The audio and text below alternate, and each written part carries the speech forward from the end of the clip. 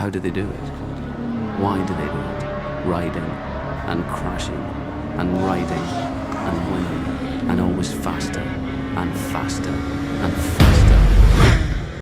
Well, welcome back to With Anto MotoGP 2025. I'm saying to you that the lead riders, now let's talk about Quartararo and Binder, they're failing.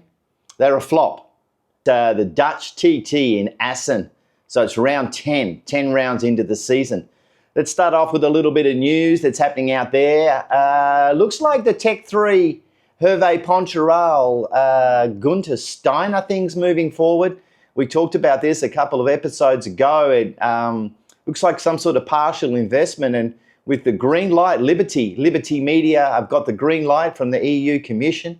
So they're going to be taking over control. We've talked about this, the flat line structure.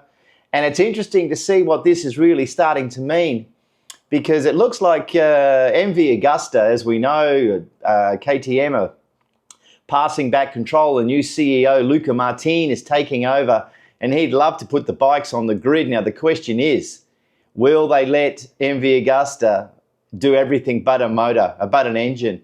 You know, traditionally, it's a prototype series. You have to build everything. Now, we know in Formula One, you can have different engines are used. Honda, Ferrari, the Mercedes, they share them around the teams. So we'll see where that goes. That could be very interesting. And I want to make a comment, and thanks to the subscribers who dropped comments in last week's episode. We're talking about why Marquez is the Ducati getting harder to ride. Well, here's a tip. The better riders want the bikes harder to ride. I think it was Mick Doohan famously in his championship years from 94 to 98. He used the Screamer engine because no one else could get on with it. He wanted the hardest bike to ride. The best bikes are ridden by the best riders. And the best bikes, like Marc Márquez, he took Honda in a development direction. You remember his famous 2019 year. The bikes are hard to ride. The riders used to comment, we look at the data, we can't ride the bikes. So the harder the bikes to ride for the better riders, the better it is. It means no one else can ride them. Look at Bagnaia this year.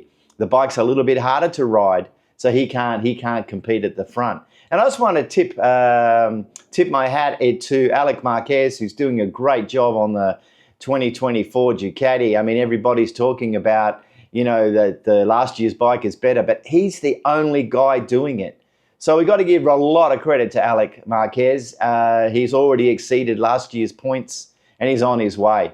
So what's the job of a MotoGP rider? Okay, win races, that's the thing. But I want to talk about a couple of things today. One, the other job is getting a bike developed so you can win on it. Now, we're seeing the luxury of the modern MotoGP rider. They just want to race. We don't want to drive. I want to talk about two guys this week. I want to talk about Fabio Quartararo and Brad Binder, because for me, they're a flop. They're not developing the bikes. Okay, they need to get on that bike. Now, look, since 19, Quartararo jumped on the Petronas Yamaha, as it was back there.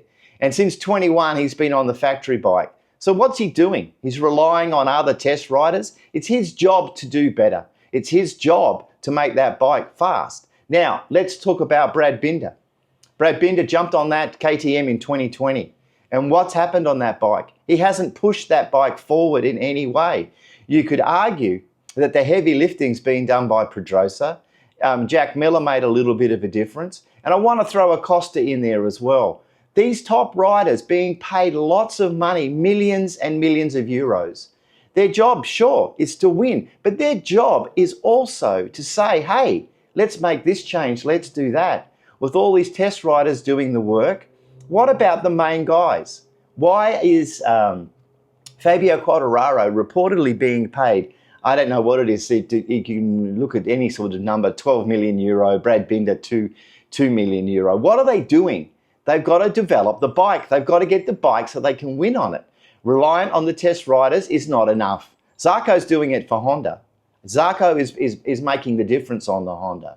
So I just wanted to start with that. Like, you know, Yamaha, since Rossi's left, Lorenzo did a great job. Look, Lorenzo was testing for a little while there. He got caught up with the COVID thing. But what's happening with Yamaha and what's happening with KTM? I'm saying to you that the lead riders, now let's talk about Quartararo and Binder. they're failing, they're a flop. They're not doing their job. You know, there used to be a phrase in MotoGP that certain manufacturers had good tracks and certain manufacturers had bad tracks. You know, that's not the case anymore. Ducati's good everywhere.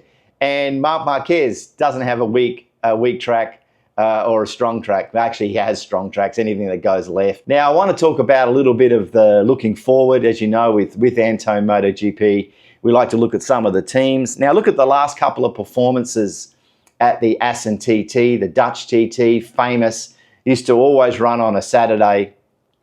They run on a Sunday now. 2024, Bagnaia, Martin, Bastianini, Ducati. Marc Márquez ran around in 10th in 24 on the Gresini, and Alex Marquez was 7th. 2023, you got Bagnaia, Bezzecchi, and Alex Espargaro.